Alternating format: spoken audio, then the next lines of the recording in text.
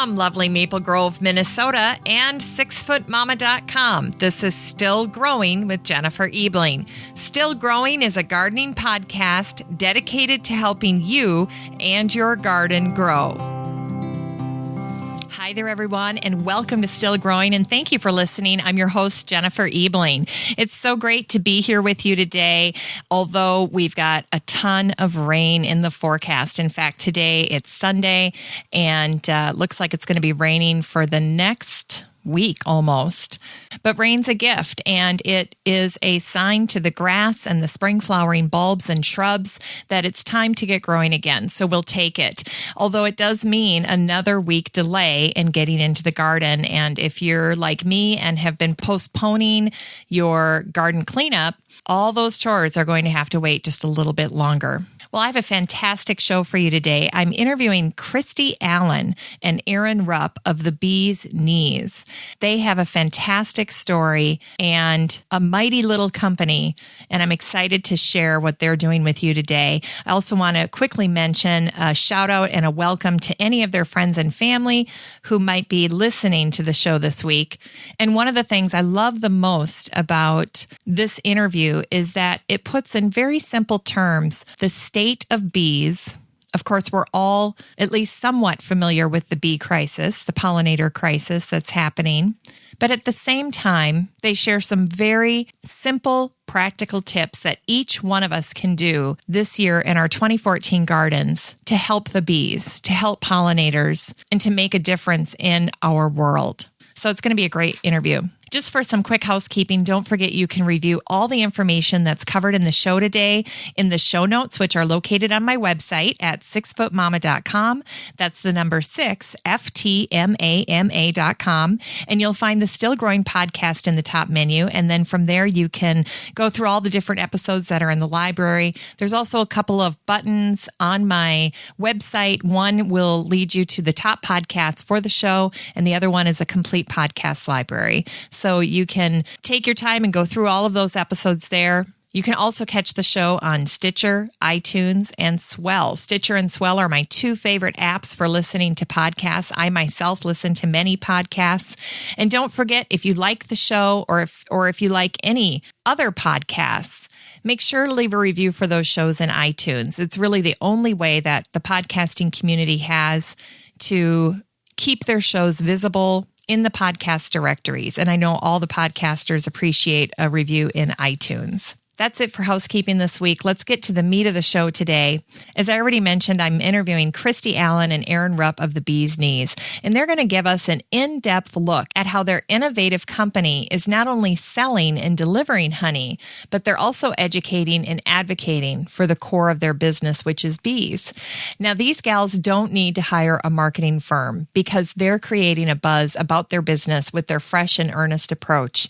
They wear bee costumes and ride on their custom painted bee bikes to deliver their honey throughout the streets of Minneapolis, and they strategically partner with all kinds of great organizations in the community. Christy and Aaron are millennial entrepreneurs. They're Gen Y entrepreneurs, and they are the force behind the Bee's Knees. And they share their simple and powerful passion for bees on their website. And it says simply on their website, on their About page, it says, "We are the Bee's Knees. We love bees. We love honey. We love bicycles, and we're on a mission."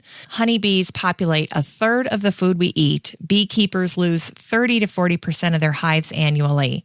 And raising public awareness of and connection to honeybees is essential to a healthy food system. And that's what they're doing. So it was a pleasure for me to sit down and chat with Christy and Aaron. I learned a ton, and I think you'll find plenty of information, inspiration, and specific steps that you can take to help one of our most important pollinators, bees, in today's show. Let's listen to the interview. Well, today I have the pleasure of interviewing two fabulous ladies, Christy Allen and Aaron Rupp of Bee's Knees. Welcome, gals. Hi. I've been excited to interview you ever since I learned about Bee's Knees. Why don't we start off by having you share a little bit about your background, where you're from, where you grew up, that kind of thing. Sure. Oh, absolutely. Christy, you go first. Okay. I'm from Minnesota. I got a degree in global studies at the University of Minnesota. I went to work for Heifer International in Perryville, Arkansas. That was my first introduction to bees and the problems they were facing. Someone came and spoke about colony collapse disorder. But I also have a family connection. My aunt and uncle who run Barbell Bee Ranch are beekeepers, commercial beekeepers. And I went to work with them, and I got really interested and fascinated by bees.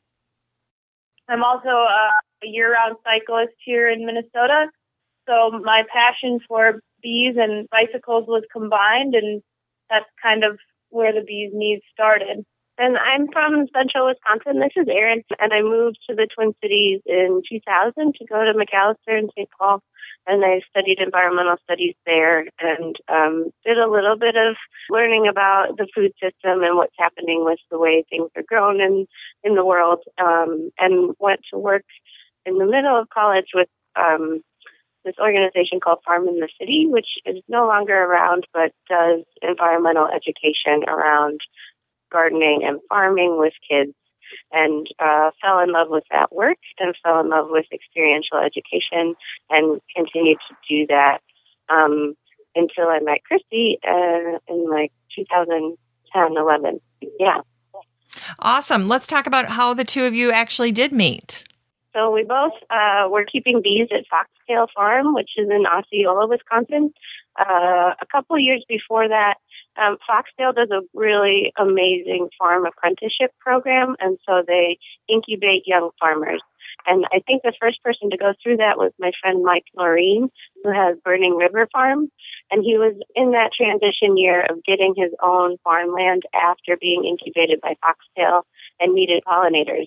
And that was at the same time that I started working at the Bell Museum of Natural History, which is in Minneapolis. It's the university's Natural History Museum. And my coworker, Kevin Williams, there is a beekeeper and agreed to mentor me. And so I started beekeeping and then moved the bees down away from Mike's farm back down to Foxtail because he just moved. His farm was kind of a far commute for caring for the bees every week. So, Christy, when you first met Erin, did you think, hey, this is somebody I'm going to work with someday? We met in a cloud of bees, and she had a friend with her, and we just started talking about what I was doing with Bees Knees already, which was bringing honey to people's doors, and how there was definitely a need to raise awareness about bees. The amount of knowledge with bees and the connection to their food system was definitely deficient. And became apparent to me when I was selling at farmers markets. And Erin, with all of her experience teaching kids at the Bell Museum and working with honeybees, it seemed like a natural fit. Something that I really wanted to be a part of the Bees Knees was educating the public, and Erin was the perfect person to do so. So you guys literally met in a cloud of bees. Yeah. That is a very sweet beginning and totally appropriate for you guys. I think that's awesome. I bet you have some of your best conversations in a cloud of bees. Yeah, I mean, you'd be surprised. Okay, awesome. Hey, tell me the mission of Bees Knees, because it's pretty special. So we, I think since we talked to you last, we're in the process of changing our mission from reviving the hive to healthy bees, healthy lives. We'll talk more about healthy bees, healthy lives and how that broader campaign came to be, but in thinking more about who the Bees Knees is and the 5 things that we do, healthy bees, healthy lives really speaks to those things. And you do have 5 main, kind of planks, 5 main agenda items for Bees Knees. Do you want to share those with us right now quickly? Yeah, so the goals of the business are to deliver honey by bicycle and local raw honey from Minnesota that is produced by the Bees Knees and in partnership with Barbell Bee Ranch. And then the second thing we do is we educate the public by providing in-hive experience we will teach you about bees and then open up a hive with you in a bee suit. The third thing we do is we have a honey house, a Kickstarter-funded honey house here in Minneapolis, where we have designed some pedal-powered honey extractors, and beekeepers from all across the state come to use the extraction facility so that they don't have to deal with the sticky mess, and we provide all the equipment, and it's fun. And then the fourth thing we are doing is Healthy Bees, Healthy Lives, which Erin mentioned, and that is as a result of a hive and two other hives in Minneapolis were affected by a pesticide application, and we lost thousands of bees in 24 hours. So we decided that as a business, we had to change our mission because to do what we do here in Minneapolis, we need a healthy landscape. So we need healthy bees, and if we don't have healthy bees, we don't have healthy food, or our lives, the health of our lives are affected. So, and you mentioned, the other fifth mini thing that supports those other things is that we keep bees in community spaces around Minneapolis. So parks and schools and community gardens and urban farms. And Minneapolis is where we're focusing now because we're two people on bicycles. And so we hope to expand to St. Paul and other cities in the metro. So that's like the fifth piece of it is the being active in parks and schools. Yeah, in combination. So beekeeping is not as easy as it used to be. It's because of all the pressures that bees have on them from the environment. We're working with an up-and-coming business called Four Seasons Apiaries that they're focusing on breeding bees right here in Minnesota. So we're very, very interested in sustainable beekeeping in raising bees in our area. For folks who are not familiar with the term apiary, do you want to tell people what that is? Sure. It's just what beekeepers refer to as the place where they keep their bees. So traditionally out in the country, you would see stacks of boxes, maybe with a fence around them, and that's where the bees, that's their home base. And in the city, it looks a little bit different, but it's the same idea. Okay, let's do a deep dive on the 5 different aspects of your business because each one of them merits some extra special attention. Let's start with honey sales because that's really where it started for you guys. Yeah, great. So the business began with a question from Barbell Bee Ranch from my aunt and uncle. I was up there extracting honey. They have about over 1,000 hives. And my aunt asked if I would like to sell their honey in Minneapolis. And I had a bike that needed to be painted because it'd been through a couple winters. So I decided that I would paint my bike to look like a bee and deliver honey like the milkman to people's doors. And I didn't really know where it would go. And on Halloween, I decided to dress up like a bee to match my bike, and it just kind of, no pun intended, stuck.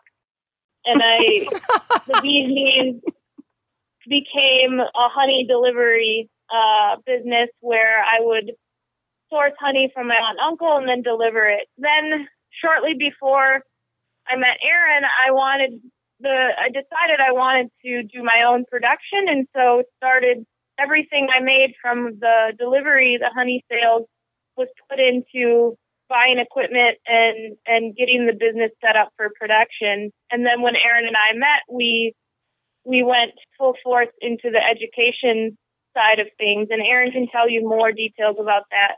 Yeah, around the time that we met, Christy was talking about bringing hives into the city, increasing. So when she says increasing production, it's keeping more of our own bees.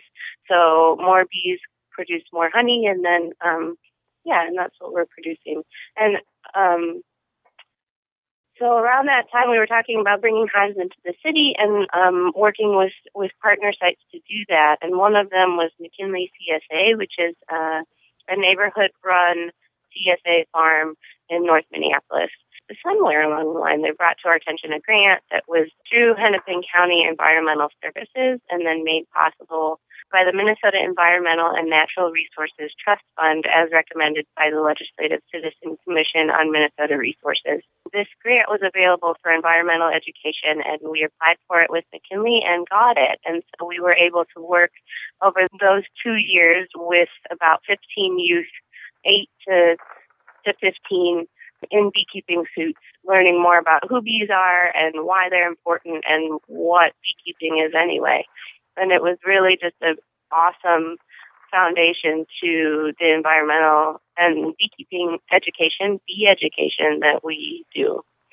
And we learned a lot of lessons from that. And one of them was just that this initial experience of putting on a beekeeping suit and learning more about bees through experiencing the hive, that's really powerful and empowering. And one of our goals is to offer to as many people as we can. And it's something that is available not only for folks who want to be beekeepers and want to get this sense of what it's like working a hive, but for folks who just want to know more about what's going on with the bees and know more about who bees are and why they're important to the health of our ecosystems and to our health, or just want to do something fun on a Saturday with their brother or their kid or their date. Wow. But they were so foundational in that. Yeah. That is awesome. Now, I took the liberty of looking at some reviews of your honey online, your honey delivery, and I wanted to mention some of the things that have been said about your honey product and get your reaction to it, okay? Yep. Yay. Okay, gals. Great. Oh, God. So, yeah. So one of your customers raves about the buckwheat honey, which is recommended for coffee. Is that right? Yeah, that's how I use it. And is it a popular honey for you guys? It isn't. It's really interesting because a lot of beekeepers from different parts of the state don't have a market for it, but you bring it to Minneapolis and St. Paul, where we're kind of, weirdos and we like things that taste different. That's a joke. I think it's just a really unique honey. It's also very, the health benefits of it. There's been studies done by Penn State that have proved it to be more effective than cough syrup. It's a really earthy honey, and it pairs really well with things. So if you're into baking or you do a lot of cooking with glazes or sauces, it's a wonderful honey. And so I can't really, my supply every year runs out, and there's definitely a very strong demand for it. How would you describe the taste? How would you describe the flavor for folks who are curious about it? For me, it tastes, it's strong, but it kind of, if you like dark beer or oatmeal, it's earthy, almost like molasses, and can be a very caramely texture. So peanut butter and banana sandwiches are the bee's knees, as they say. So great for cooking then. Yeah, it's true. Mm-hmm.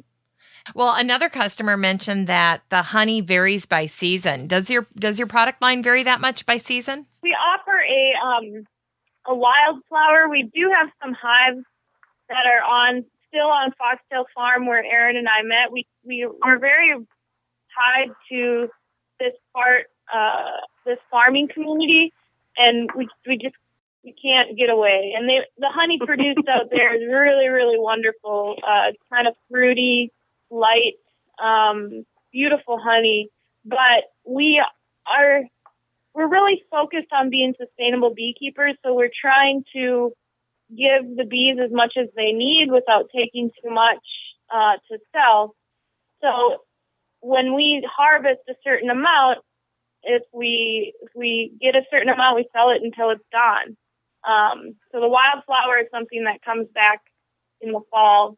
And then the Honeyappolis wildflower, the city honey, it's the same thing. We only have 2 hives at each site. Every single honey we source by zip code, and every zip source honey is different. And when that hive only produces so much, and once we sell out, it's gone, and then the next year we'll have that zip code back. But what's really exciting about that honey is we don't know year to year if it's gonna be the same, if it's gonna be different, because people are planting such a variety of things here in the city. Whereas out in the country, if you know what's around you, your landscape, there's a lot of basswood trees blooming at a certain time of year. The bees collect nectar and they turn that nectar into honey. And whatever flower they're collecting from will determine the taste of the honey. So buckwheat, for example, is fields and fields, 1,200 acres of buckwheat. So we as beekeepers know that if we put bees on those fields and they're blooming, the honey is going to be primarily buckwheat. Well, that's interesting. So you're not infusing it with anything. It's not like you're taking a product and then adding buckwheat. It's already being done for you by the bees. Isn't that wild? So there you go. A 3-mile radius from their hive, and they're just, we have hives. So the McKinley hives that I mentioned are at 33rd and Lyndale North in Minneapolis, and then we have another host site project, Sweetie Pie, which is at 25th and Emerson North, and that location is a mile from the other one. I just looked it up. And the honeys that they made this year are so different. The Project Sweetie Pie one is like kind of molassesy, malty, like similar to the buckwheat. And then the McKinley one, Christy, how would you describe that one? It's like fruitier and more floral. Yeah, lighter honey. It's from flowers that kind of like clover honey is a very light. Beekeepers call it white honey. So I would say it's more of a white honey or golden honey, whereas buckwheat is definitely a dark honey. And we're doing some experimenting with like when to pull honey in the season. So what Christy was mentioning about the buckwheat, if you put your hives in the buckwheat for that bloom and then pull the honey after the bloom is done, then that honey is going to be mostly buckwheat, right? And the buckwheat, Christy knows when it flowers, but like clover and basswood are flowering in July. And so if you pull honey in July, it's going to be mostly clover and basswood. And it's really exciting, all these different variables that can happen with bees, right? And with city bees. So we can compare year to year, we can compare season to season, we can compare block to block or neighborhood by neighborhood.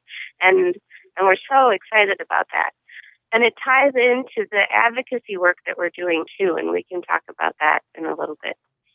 2 things I want to follow up on really quick that you ladies just mentioned. One is that you have to be careful about the amount of honey you're harvesting. Is that right? Yeah. Historically, you used to be, honeybees are making honey for themselves so they have something to eat in the winter. They're kind of crazy insects in the way that they overwinter. They're not flying south like monarchs do, or laying their eggs in the fall in the ground and then those eggs hatch out, or they pupate. Different ways to get through the winter. And honeybees maintain the same temperature and shiver together around the queen and move like penguins so nobody's on the outside of that cluster for too long, and eat honey and survive, even when it's like -30 for days, as it has been in Minnesota this winter. So they need about 100 pounds of honey to do that, to eat through the winter. And any honey that they make over that, you can take. And it used to be that they were making 200 pounds over that. And that's kind of a high number, but not out of the ordinary. And these days it's like 30, 40, 50 pounds. So the ways that bees are hurting right now is impacting their ability to gather honey.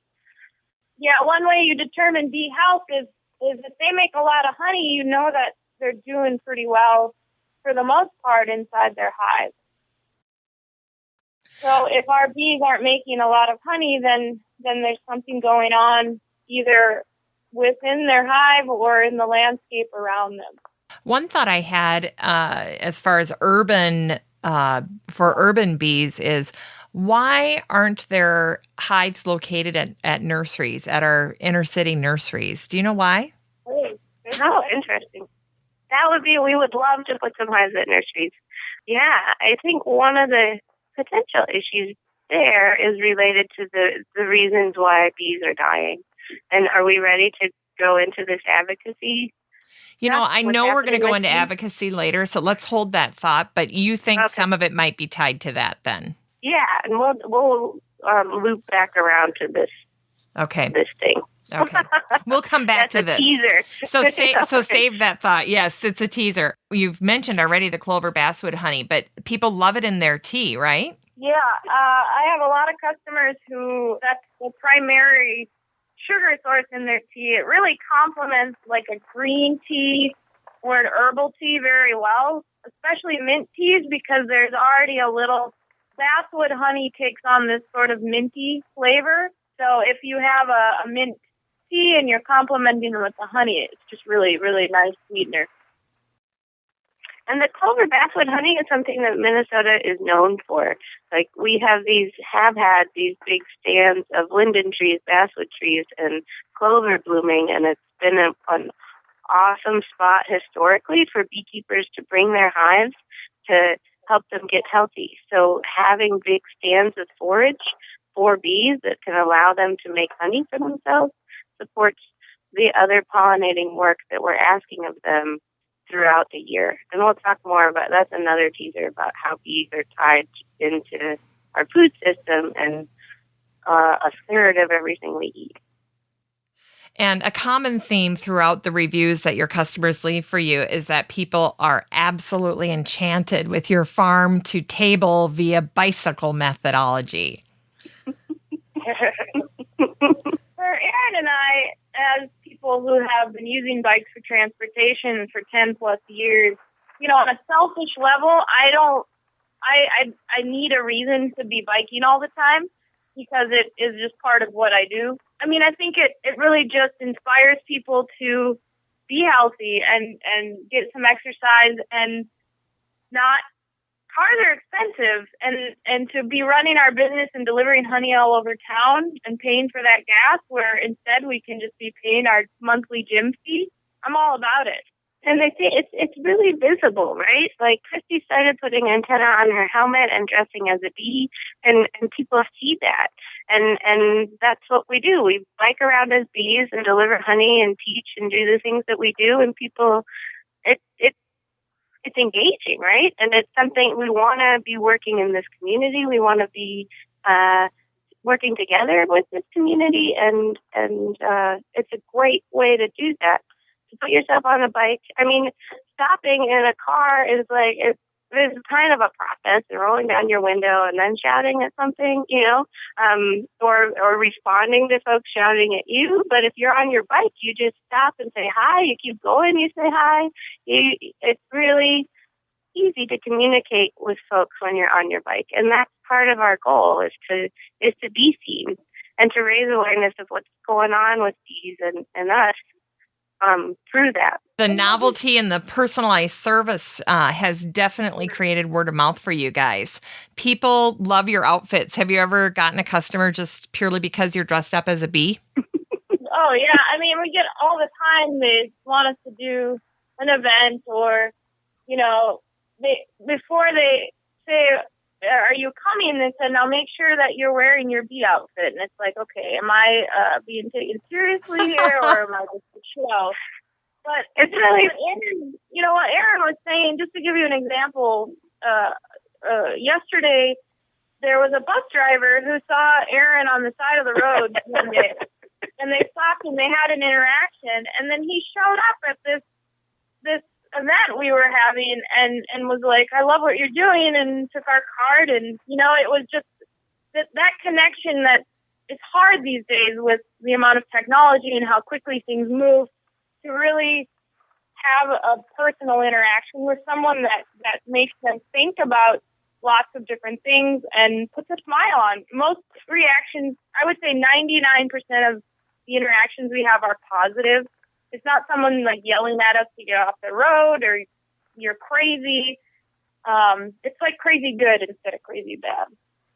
And that bicycle advocacy work is a side part of what we're doing, right? Like, bikes need to be seen. Yeah, and making ourselves super visible and somebody that you want to engage with is a piece of that. Now, I understand from my research that at least one of you has a name for your bike. Do you want to share that with us? Oh, I name all my bikes. But the one that I started on is named Paco, but as soon as I painted her black and yellow, she became a girl, so now she's Bea Arthur. Bea Arthur. Yeah. Erin, do you name your bikes? They don't. You can't get on board with that. Here. Right. She wants to be original, huh? Okay, so it looks like you guys have done an urban beehive bike tour in your past. Tell us more about that. Yeah, that was really fun. It was put on by Mississippi Market in collaboration with some other co-ops in town, and they set up different urban and rural farm tours around the Twin Cities area, and we were one of the stops. So we have a beehive in partnership with Growing Lots Urban Farm, and they're across the street from our honey house in Minneapolis. And they all met at Growing Lots, and then we told anyone who wanted to be part of our tour had to bring their bicycle. So they showed up on their bikes. We gave them all antennae to bike around with us. And we just went to different urban sites. We have 3 different sites within 2 miles of each other. So we biked down the Greenway, and we never had to get on a road with traffic, which is another really wonderful thing about being in Minneapolis. This business, I don't know how well it would do if it didn't have the Greenway and other bicycle-friendly pathways that we have. Minneapolis is putting a lot of emphasis on bike infrastructure, and it's super important. So we went around and I showed them the hives and told them about what the Bee's Knees does, and I think people really enjoyed it. We'll do it again this year at some point. It's super fun. It's and super stay fun. tuned to the Bee's Knees, our webpage, our events page, and we'll be posting about that when we get it up. It'll likely be later in the summer, I think, is what we're talking about. But you are going to do it again. Oh, absolutely, yeah. Okay, awesome. Well, you can't have a conversation about bees these days without discussing the bee crisis. And as we tried to tease a little bit earlier in the show, advocacy is something you are so passionate about. What's your platform on bees? Well, I think before we talk about our platform, let's talk a little bit about what's happening to bees. And so beekeepers, as I said, honeybees, as I said before, are pollinating a third of everything we eat. And that third is mostly fruits and vegetables and varies a lot, like squash, everything in that family, coffee, berries, tons of fruits. Whole Foods in Rhode Island did an interesting photo shoot recently and took all the bee-pollinated things out of their produce section. And that's a great comparison photo to look and see the visual impact of what bees are pollinating. So they're really important to our food system, and we'll talk about why. There's several things happening with them, and we're working in the Twin Cities, and the U of M Bee Lab is here, and Dr. Marla Spivak runs that lab, and she talks about the 4 Ps, which are pesticide use and pathogens, and something about forage. What's the P? No food, and then parasites. So honeybees have a lot of things. This varroa mite, the blood-sucking parasite, lives inside the hive that they have to deal with. They have some other pathogens. There's a disease, nosema, that inhibits their ability to absorb protein. So there's some things making them weak, and then not having enough food. So there's not very much forage for bees these days. And I talked historically about how Minnesota was super great for clover and basswood and for bringing your hives to get them healthy because there's lots of nectar here. Those nectar sources are really depleted these days. And so that lack of forage is a really big issue. And then there's more and more research about pesticides and these systemic pesticides being toxic for bees. And in a study recently, in looking in a beehive, there's something like 16 different chemicals interacting in a hive. The way that bees work, foraging all over the place, means that they're picking up a lot of things. And then all those things are interacting in a beehive in a way that we don't know much about. The situation with bees has gotten so bad that, there's a group of farmers in southern Minnesota that had to hand pollinate their melons and squash this year. That's unacceptable. We live in a state that traditionally we should have no problem pollinating things because there's just so much rich landscape, and this shouldn't be an issue anywhere. bees do this amazing work for us, and there's parts of Asia that are so polluted that they have to hand pollinate their food. And if you can imagine what you would have to, your food would just become really, really expensive if that was part of the process of growing it. So our advocacy, we had a high, we're trying to do beekeeping, and we're trying to make a living being beekeepers at a time where the bees are telling us that there's not a supportive environment for this. And we know this now because we put a hive at a school in the city, and someone applied a pesticide legally, and thousands of our bees died. That we were able to figure that out, that's pretty unique. So a pesticide, foragers, the older bees, worker bees, are going out and gathering the nectar and the pollen from flowers. And this hive that we had was affected by this pesticide in September. So there were something like 50,000 bees in that hive. So, I don't know, 10, 20,000 of them were old enough to go out and forage. And they came back, and we saw them writhing around dying from being poisoned. And once they're dead, the UV light disintegrates the pesticide residue in something like 2-3 hours. So you aren't able to test to see what killed them. So we, along with the U of M Bee Lab and Bee Squad, who know how to collect bees and do this research, were gathering those bees as they were dying and send them off to the Minnesota Department of Ag Lab and the USDA lab. And so we were able to those tests came back with this pesticide fipronil. So we now know that cosmetic applications of pesticides, the kind of applications that folks are doing in the city, have impact on hives, are killing bees.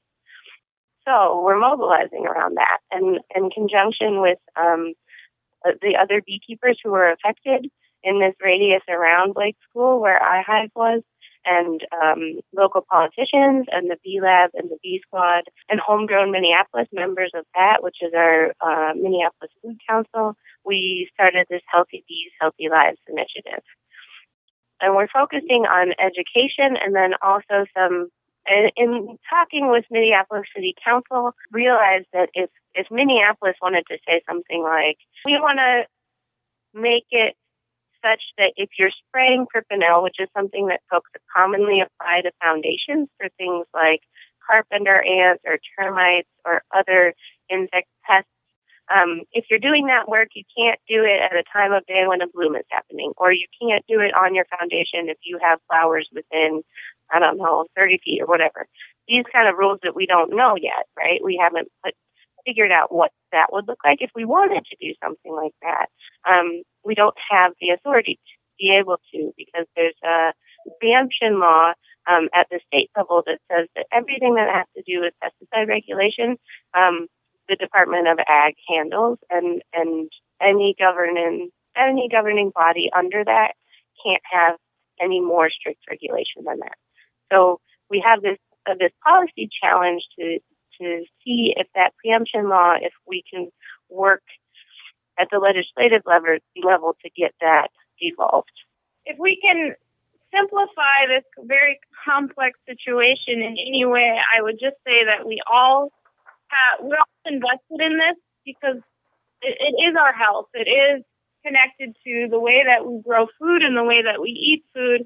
And in the middle of the city, if a pesticide application is able to kill thousands of bees in 24 hours, what else does it affect? And this is a really big deal. So that's another reason we're very passionate about this. This is going to take everybody to start paying attention to the way that we're growing food and the way that we're treating our landscape. And so that policy advocacy work that I was just talking to is a piece of this campaign. And another piece is this pollinator pledge and yard sign education piece of it, and then also talking to nurseries and hardware stores. So I mentioned before this nursery teaser, it would be awesome for us to have beehives at nurseries, but one of the things that, you want to have a beautiful plant at a nursery, right? And that for your customers. And living in a nursery as a plant is a little bit stressful. So most nurseries, almost everybody, is pre-treating their plants with these systemic pesticides. including the bee forage, pre-treating the bee forage. And those systemic pesticides are taken up by the leaves and the stem and are there for these pests who will try to eat the stem, right, and then die and then not try to eat the stem anymore. But they're also taken up in the pollen and the nectar in low doses that honeybees, that don't kill a honeybee outright, but because of the way that they work, they're foraging from a ton of different flowers and bringing it back to their hives, and that's compounding. And also those low doses, we're learning more impact the bees' brains and their ability to find their way back to their hives. And a lot of other things that we're learning more about as research happens. It's a complicated issue. Yeah, huge, right? It's insane. Yes, it's not like we can just provide pollen sources and call it a day, because we have to think beyond that. It's, the safety and the practices around those flowers and plants. Now, we've talked briefly before this interview about how all pollinators are at risk right now. Can you help connect the dots for folks who hear the stories in the news about bees and monarchs now, bats and frogs, all of those, because they're all interconnected, aren't they? Yeah, I mean, we're changing our ecosystems, right? And so the way that we're farming these days is large swaths of the same crop. And in terms of the monarchs, milkweed is their host plant. They need milkweed to eat when they're babies. They use it as a nectar source. And on this big migration that monarchs do, they need milkweed from Minnesota down to Michoacan, Mexico. Milkweed is an agricultural weed. And so with Roundup, it's a weed that gets killed pretty easily. And so there isn't that habitat, that host plant along the whole migration for monarchs to be able to eat and then make that migration. So they're really suffering. And this food system, that lack of habitat and that lack of forage is something that's impacting all pollinators. And we thought, to go back to honeybees for a little bit, we thought that honeybees were really well matched for monocultures. They live in this, the Langstroth hive is the box that you see that beekeepers are typically keeping bees in. Bees will choose that box, and that box we can move easily around the country to the bloom, and that's what commercial beekeepers are doing and need to be doing for the way that we farm. So if you have a big monoculture of just almonds, it's the same as a big monoculture of just lilacs, right? And lilacs, we know, they bloom in early spring, and almonds have a bloom time in February, and all those flowers, all those plants, acres and acres and acres, they all go to bloom at the same time. So there's a feast if you're a pollinator during those 2-3 weeks. And then there's no food at all for the rest of the year. So as a pollinator in that ecosystem, you can't survive because there's nothing to feed you for those 11 months. So beekeepers need to move their bees. Farmers require beekeepers to move their bees to those blooms. And beekeepers these days are getting something like $200 per hive to move their bees to the almonds. So here in Minnesota, we get 2/3 of our fruit and vegetables from California, especially during the winter time. There's a drought in California, and there's a lot of issues going on right now. And a lot of the monocultures require a ton of water because you're using one crop for there are 800,000 acres of almonds in one area. That's a lot. There's nothing else growing but almonds, and they only bloom for 3 weeks out of the year. So if you have a crop that's blooming 3 weeks out of the year and is there permanently, what happens for the rest of the year? There isn't another crop that bees have access to. So the bees get moved in and out. And there are lots of crops like this: blueberries, cranberries, oranges. I mean, you name it. This is going on. Any of the seeds that we have are made by honeybees in large areas. And honeybees really like foraging at a lot. So each individual bee, as she goes out on her foraging, will choose the same kind of flower on that one trip if she can. And then she'll come back and she'll dance and she'll tell everybody else that she found this great swath of flowers, and then everybody else will go out to that same thing.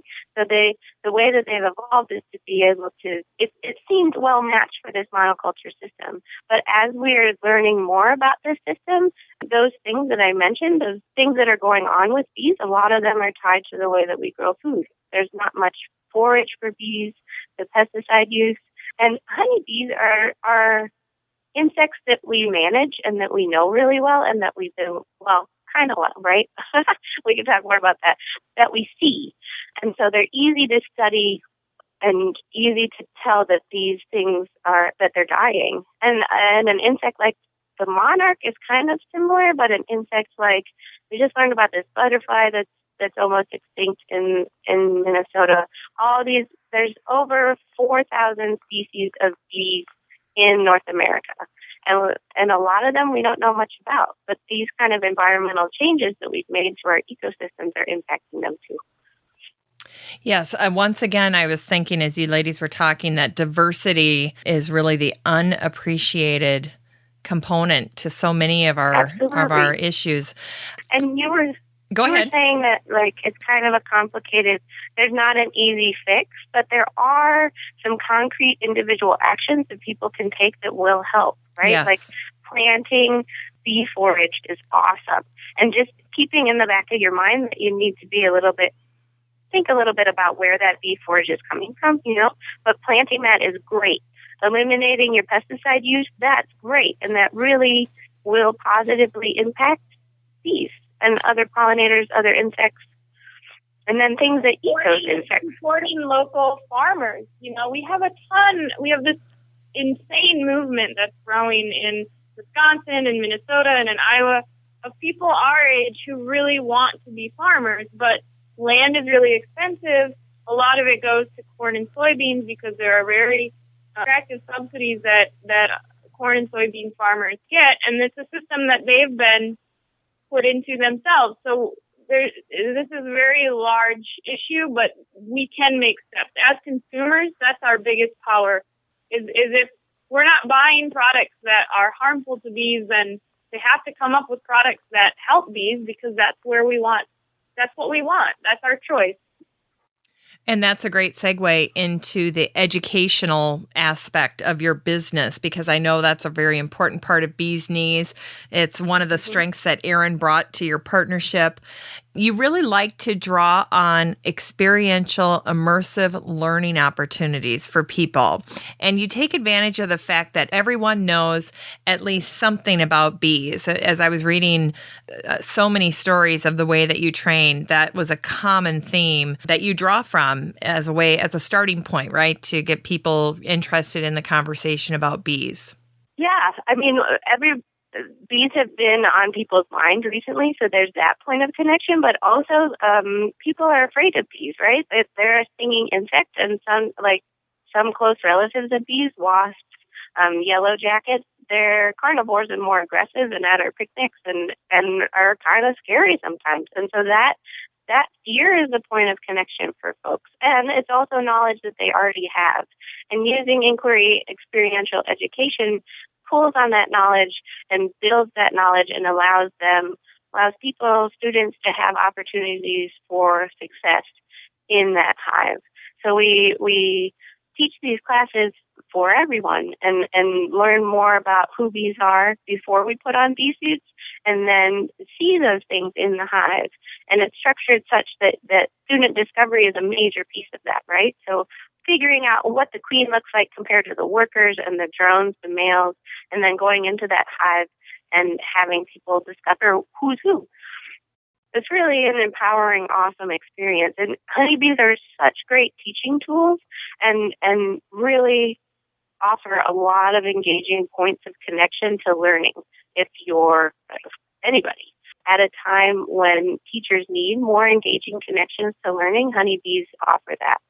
What's the reaction, or do you see a transformation in your students from the beginning of the class to the end of the class? Do you notice a difference in their faces or in their conversations with you?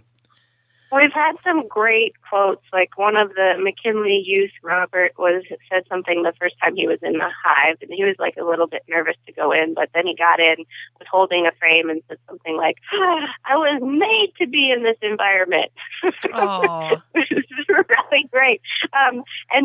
We've taught, I think, over 500 people now. And there have been a few folks, especially in these bigger field trips, people who are like, I'm not going to do it. Yeah. And then we go through the introduction, and then they say, okay, I think I'm going to do it. And I'm going to stand by the back. And I'm not really going to look that closely, but then by the end of the time, they're in there too.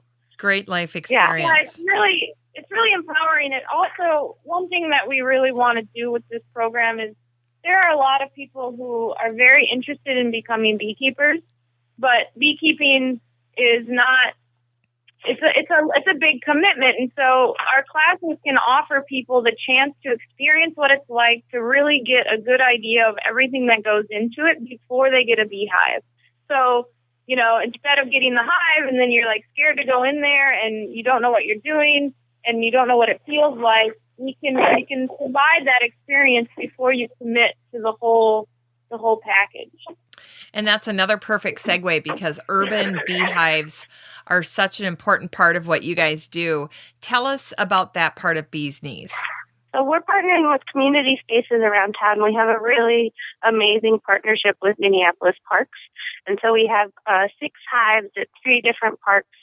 We have some at community gardens, urban farms, like McKinley that I mentioned, Growing Lots that Christy mentioned, Project Sweetie Pie. This piece of it is really exciting for us to engage with new audiences through communities. I think that because there is this sort of assumption about bees that they're dangerous and scary, working in communities and bees work like communities.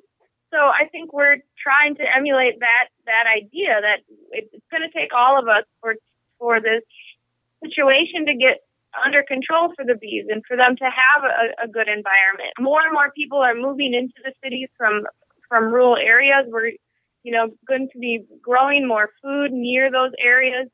And I think it's really wonderful that the bees are trying to tell us that our landscape is kind of sick right now and we need to pay attention because, there's a lot of things, health risks involved with living in the city with pollution and different things. And so it's a good way to educate about a lot of different things and also engage the community. It brings people together, and it can really liven up a neighborhood and create community around those bees.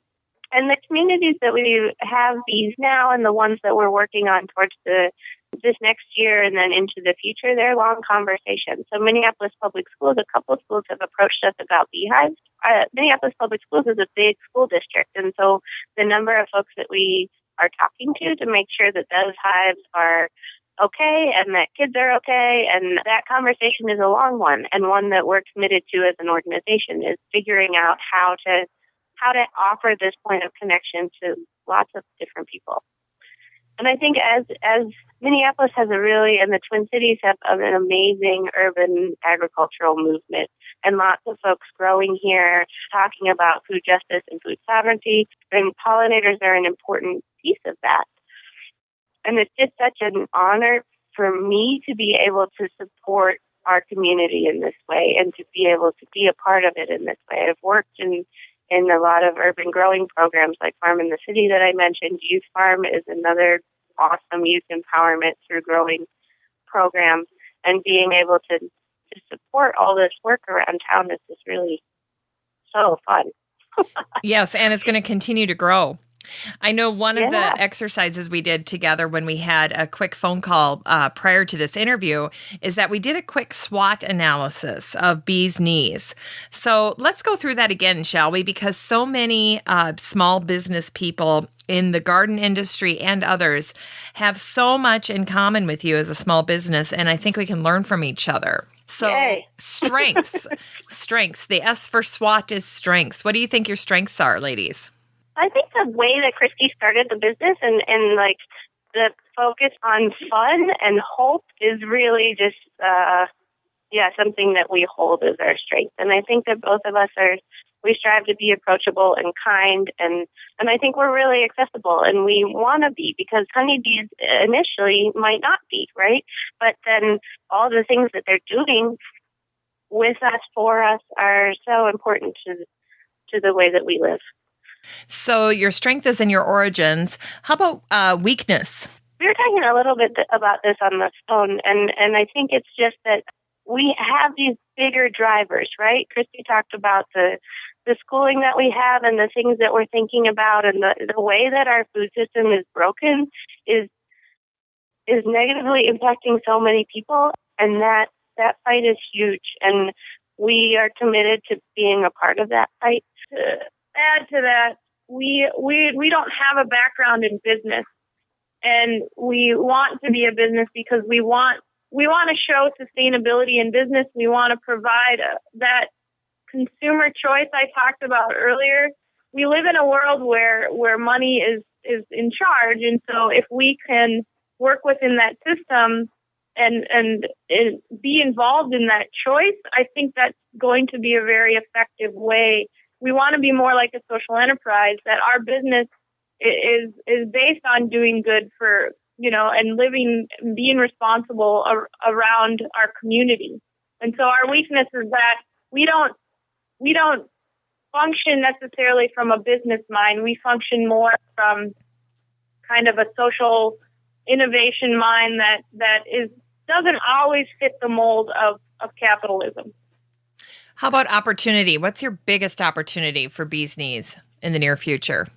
With Healthy Bees, Healthy Lives, with this advocacy work that we're doing, that we've now taken on as all the work that we have been doing this whole time is advocacy, but we now have a way to talk about it. We're getting to be able to talk about all these. We're doing so many different things, right? And talking about them succinctly is something that we're getting to be able to do. And as we do that, there's the opportunities for us to educate more people and provide more honey and to expand our beekeeping operation and the use of our honey house and the things that are happening in this space. All those are growing. And so we're in this great spot right now that we've got the things that we're doing established. We're still a super young organization. And so now we have the opportunity to grow these things. I'm really excited about our opportunities of partnership. As complicated as that can be sometimes, it's really exciting to be working with different groups around the city towards a common goal, and that is to have a healthy environment, to have healthy bees, and thus you have healthy lives. And to have a healthy food system, too, I think. And there's a lot of people who are already connected to that broken food system and know about it and are experiencing how it's broken, and then a lot of folks who aren't. And so if these can be a tool to help connect people to realize that the system needs change, that's awesome. And how about threats? Threats are that it doesn't work and bees go away and we have a lot of problems, a future that is going to be a lot more difficult. The weather is crazy right now, right? Yes. And that does not help growing food or our ability to do what we normally do on a daily basis is severely impacted. And we don't, every year as beekeepers, we have no idea what the season will hold.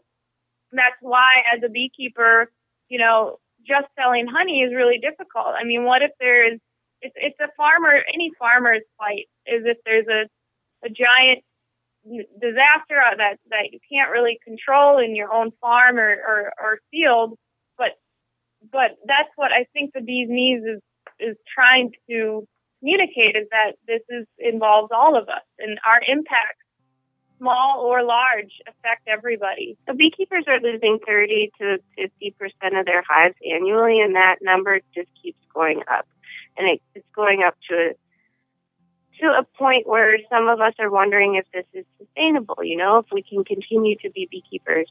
And so those kind of big threats are real. And if bees do go away, the problems Bee's Knees not having bees is going to be a minor issue compared to the bigger problems that we have sourcing strawberries or any other vegetables or, all these nutritious things that we need in our diet that are already not cost effective for folks. They're going to continue to be.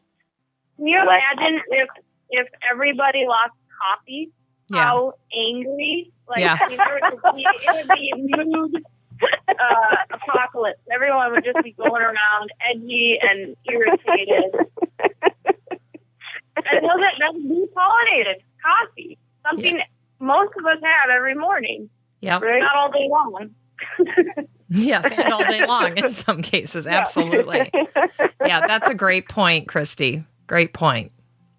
Now, I think go ahead. It's Marla Civic's favorite thing to talk about is coffee. It's like, it is really this thing that we don't think about, how it gets here.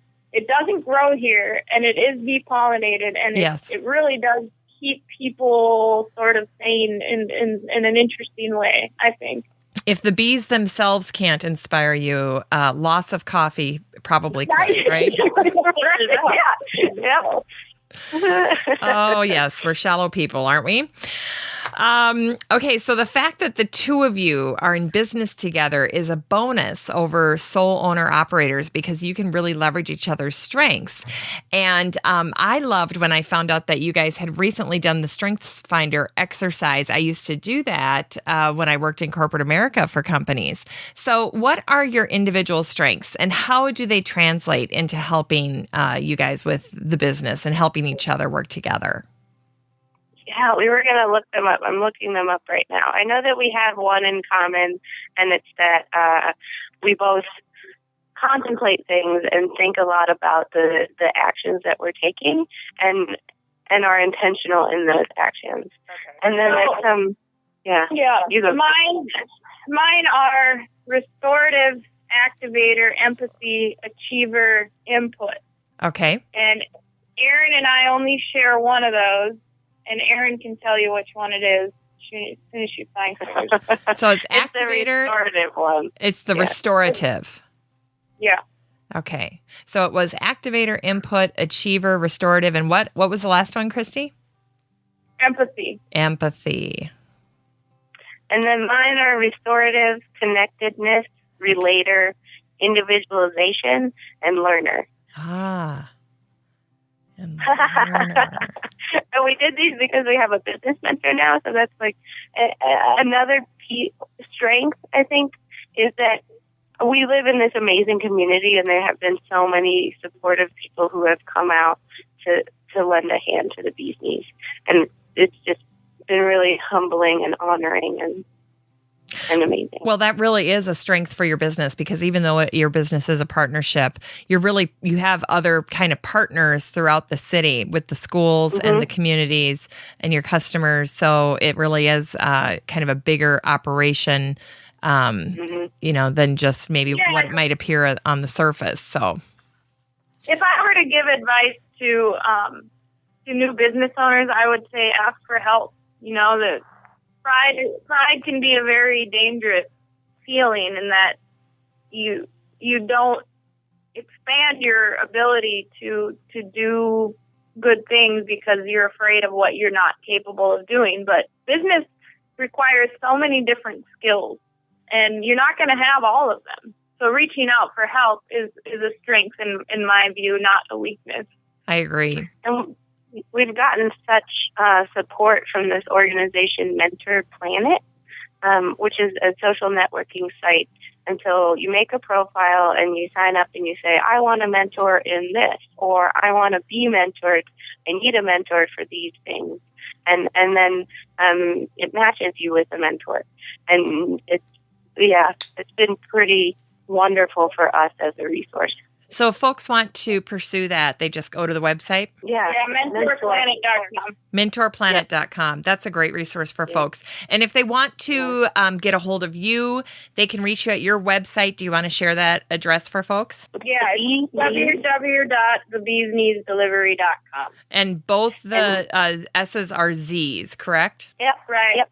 Okay. And how about social media? Where are you at on social media? We're on Facebook.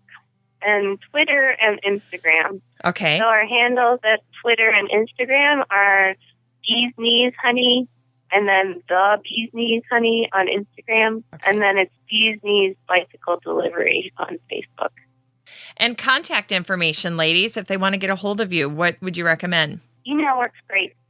And so it's either Erin, ERIN, or Christy, KRISTY, at thebeeskneesdelivery.com.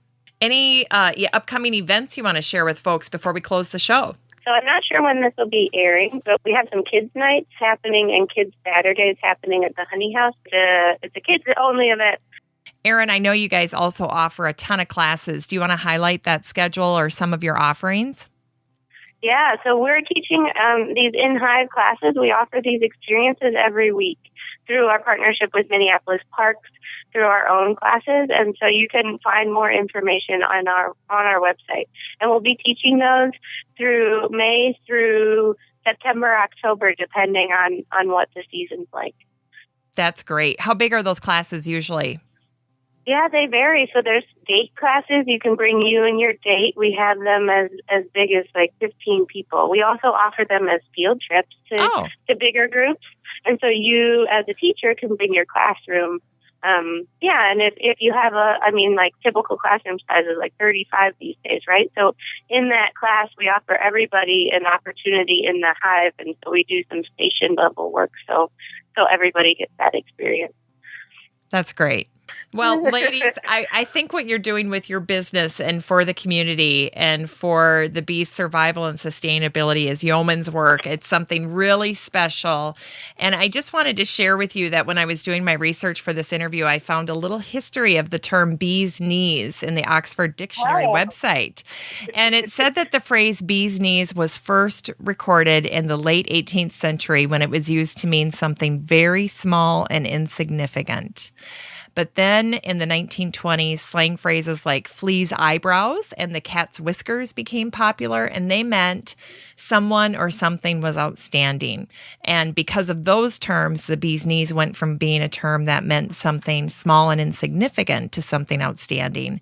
And I think that really parallels what you've managed to do with your bee's knees story, starting out as a very small business and now with these, 5 major components of your business and all the good work you're doing in the community. So I think there are many, many good things yet to come for you guys, for both of you. And I want to thank you for being on the show today. I really appreciate you taking the time to talk to us and share your passion and your mission with us. And I really hope you have a great 2014 for your business, your customers, and of course, the bees. So thanks for being on the show, gals. Oh, Jennifer, thank you so much for having me. Oh, so great, Jennifer. I'm so excited. And thank you. It was really, really fun. Agreed. Well, have a great afternoon. Bye. Okay, bye-bye. Well, that's it for our show today. I want to thank Christy and Erin for being such great guests. I don't know about you, but I learned a ton. I did not know that bee foraging will impact the flavor of honey. I did not know how bees overwintered, and that whole process is really fascinating.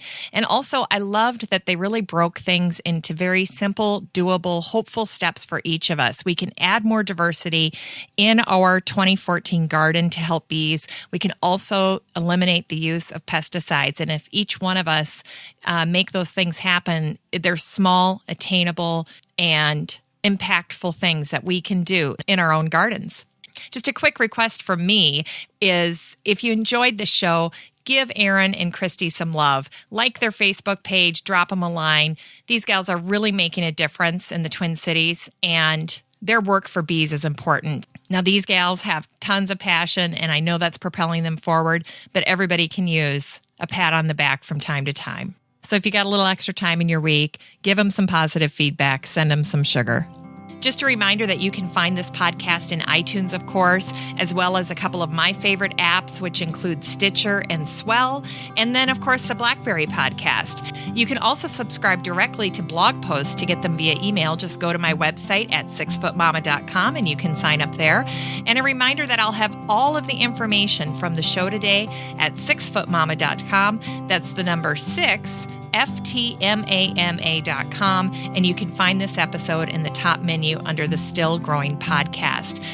Don't forget you can always find me at 6footmama.com or on facebook.com/stillgrowing with 6footmama. And you can always email me directly at jennifer@6footmama.com. Still Growing with Jennifer Ebling is a 6footmama.com production made in lovely Maple Grove, Minnesota.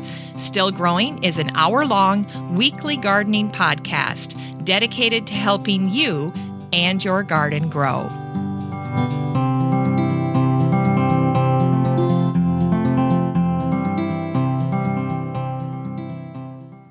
Okay, so for the extras at the end of the show today, PJ is here. And he is going to read a poem that he wrote for his 4th grade class. And you're studying poetry this week, is that right? Yes. And how many original poems do you need to write this week, PJ? Well, all the poems are due on May 2nd. All of them do not rhyme, by the way, and 2 of them are supposed to rhyme, so I only brought one of them today, and I'll do the my other one tomorrow. And this is about a fishing poem. Okay, can you read it? You wrote this all by yourself, right? Yes, no help. Okay, here we go. When you're fishing, you're bored because you sit there, nothing to spare, waiting for a fish, and then you caught one. Then your job is done. Then you notice it's stinky, and it almost bit my pinky. So you throw it back with a big whack, and you go home, start writing about a fish poem. That was great. Thank you. Thank you. Did you like the ending on that one? I loved how you... Yeah, fish. Yeah. Yeah, I thought that was very clever. Now, the other thing is when you were starting your poetry unit, your teacher wanted you to remember a poem, right? To memorize a poem. Yes. So correct. what was the poem that you had to memorize? A poem I had to memorize? Flanders Field? Yeah, Flanders Field. I thought you said one, on my other one. I'm like... No. The poem that you had to memorize for your class assignment was in Flanders Field Flanders Field. Okay, so do you want to do that one for us? Sure. Flanders Field, the poppies grow between the crosses row on row. Okay, start one more time and project. Here we go. In Flanders Field by John McCrae. And by the way, interesting factoid, he made this because his friend died and he was in the war. Okay. Flanders Field by John McCrae. In Flanders Field, the poppies grow between the crosses, row on row. That mark our place, and in the sky, the larks still bravely singing fly. Scarce heard amid the guns below. We are the dead short days ago. We lived, felt dawn, saw sunset glow. Loved and were loved, and now we lie in Flanders Field. Take up the coral with the fall from failing hands we throw. The torch be yours to hold it high. If ye break faith to us who die, we shall not sleep though poppies grow in Flanders Fields. Thank you. Okay. All right. So Emma is here, and Emma is also studying poetry this week. Is that right, Emma? Yep.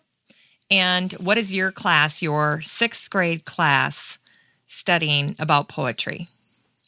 Well, we're studying memorization, basically. We don't want to lose the brain cells that she said that you lose brain cells if you don't use them for memorization. So you lose those brain cells. So those people out there who aren't memorizing, I suggest you memorize something now. Okay. So do you have a poem that you're working on memorizing? Yes. And what's the poem? The Road Not Taken by Robert Frost. And that's the one you're going to read today? Yes. Or memorize or recite, right? Yes. Okay, are you ready?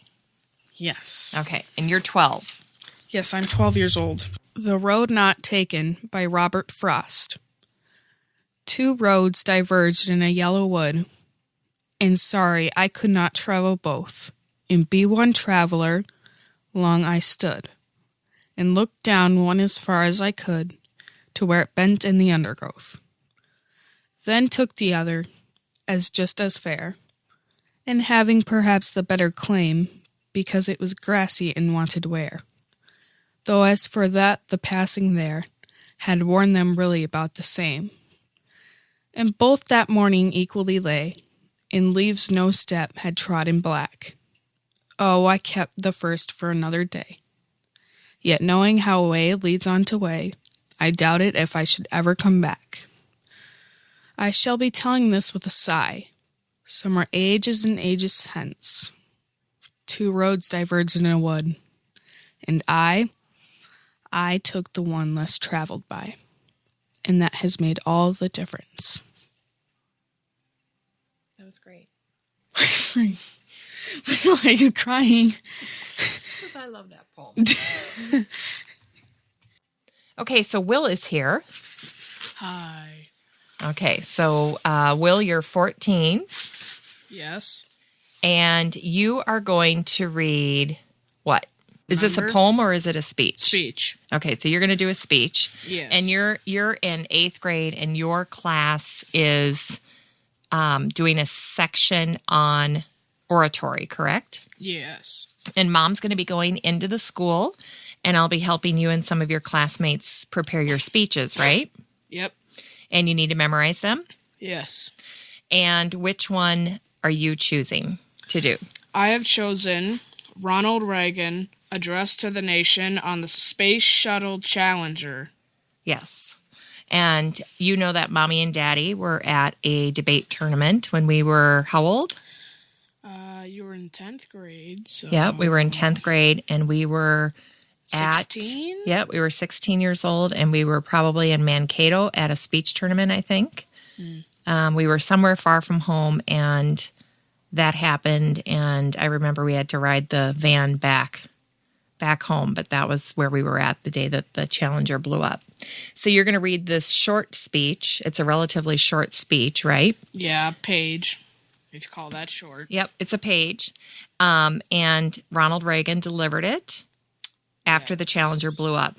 So you're going to read this speech, and for anybody listening who was alive at that time, it will probably bring back some memories.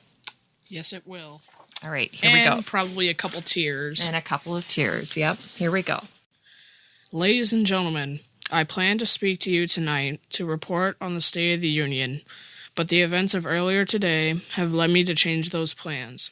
Today is a day for mourning and remembering. Nancy and I are pained to the core by the tragedy of the Shuttle Challenger. We know we share this pain with all the people of our country. This is truly a national loss. 19 years ago, almost to the day, we lost 3 astronauts in a terrible accident on the ground. But we've never lost an astronaut in flight. We've never had a tragedy like this. And perhaps we've forgotten the courage it took for the crew of the shuttle. But they, the Challenger 7, were aware of the dangers, but overcame them and did their jobs brilliantly.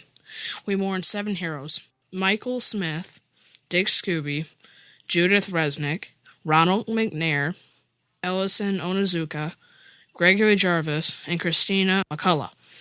We mourn their loss as a nation together. For the families of the 7, we cannot bear, as you do, the full impact of this tragedy. But we feel the loss, and we're thinking about you so very much. Your loved ones are daring and brave, and they had that special grace, that special spirit that says, "Give me a challenge, and I'll meet it with joy." They had a hunger to explore the universe and discover its truths. They wished to serve, and they did. They served all of us. We've grown used to wonders in this century. It's hard to dazzle us. But for 25 years, the United States Space Program has been doing just that. We've grown to use the idea of space, and perhaps we forget that we've only just begun. We're still pioneers. We're still pioneers. They, the members of the Challenger crew, were pioneers. And I want to say something to the school children of America who were watching live coverage of the shuttle's takeoff. I know it's hard to understand, but sometimes painful things like this happen. It's all part of the process of exploration and discovery. It's all part of taking chance and expanding man's horizons. The future doesn't belong to the faint-hearted, it belongs to the brave. The Challenger crew was pulling us into the future, and we continue to follow them. I've always had a great faith in and respect for our space program, and what happened today does nothing to diminish it. We don't hide our space program. We don't keep secrets and cover things up. We do it all up front and in public. That is the way freedom is, and we wouldn't change it for a minute. We'll continue our quest in space. There will be more shuttle flights and more shuttle crews, and yes, more volunteers and more civilians, more teachers in space. Nothing ends here. Our hopes and journeys continue. I want to add that I wish I could talk to every man and woman who works for NASA or who worked on the mission and tell them, your dedication and professionalism have moved and impressed us for decades. We know of your anguish. We share it. There was a coincidence today. On this day, 390 years ago, the great explorer Sir Francis Drake died, aboard ship off the coast of Panama. In his lifetime, the great frontiers were the oceans, and a historian later said, he lived by the sea, died on it, and was buried in it. Well, today, we can say of the Challenger crew, their dedication was like Drake's complete. The crew of the Space Shuttle Challenger honored us by the manner in which they lived their lives. We will never forget them, nor the last time we saw them this morning, as they prepared for their journey and waved goodbye, and slipped the surely bonds of earth to touch the face of God. Thanks, buddy. Yeah. Now I have to write a research paper on the atomic bomb. Oh, yay for me. That's it, everybody. Have a great week.